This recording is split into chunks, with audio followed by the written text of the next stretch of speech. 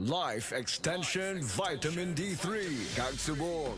Atong babatian si Ma'am Emma Erman. So, meron kayong diabetes and hypertensive po kayo before? Karon minus na. So, wala na ngayon? Kanang ubos na. Ang akong samad kay naayo na ba, naalim na.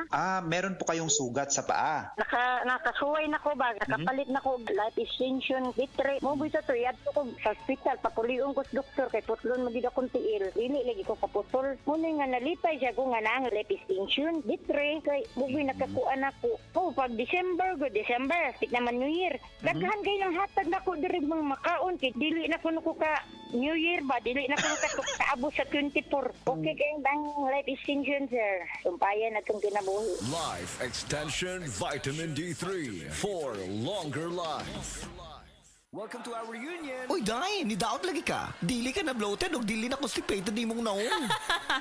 Tungod na sa Super Fiber! Unsa? Super Fiber! Super Fiber! Super Fiber! May powerful detoxification effects ang plant fibers, prebiotics o alkaline food, lowers cholesterol levels, helps control blood sugar levels, normalize bowel movement o immunity booster, and prevents colorectal cancer. The fast-acting colon cleansing product approved by the FDA Philippines. Para sa mahapsay nga pagkalibang, Super Fiber. Mapalit sa mga butika. That portion was brought to you by Stress Tabs. Kahit stressed, maganda ang gising dahil parating fresh and focused.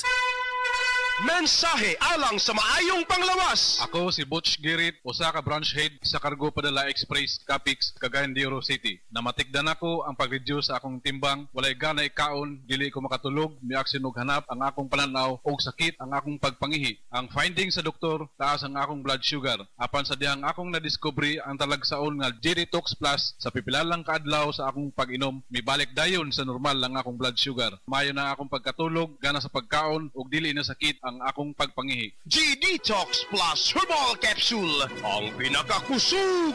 Mapalit sa Rose Pharmacy ug sa ubang mga butika.